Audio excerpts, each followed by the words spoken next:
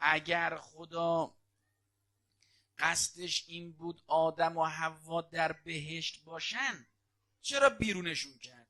چرا اجازه داد شیطان وارد اونجا بشود که گولشون بزنه مجبورشن بیان رو زمین؟ در جواب میگیم اون بهشتی که آدم و حوا در اونجا بودن غیر از اون بهشتیه که قراره بعد از قیامت انسانها به اونجا بروند. بهشت اخروی اگر کسی وارد شد دیگه اصلا از اونجا خارج نمی شود. شیطان در اونجا راه ندارد.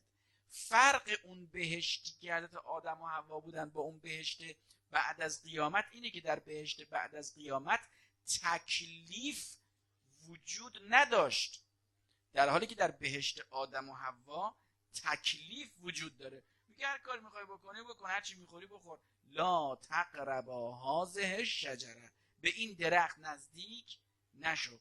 پس اینجا تکلیف دارد. حالا که تکلیف داره پس اون بهشت نیست، اون بهشت معروف نیست.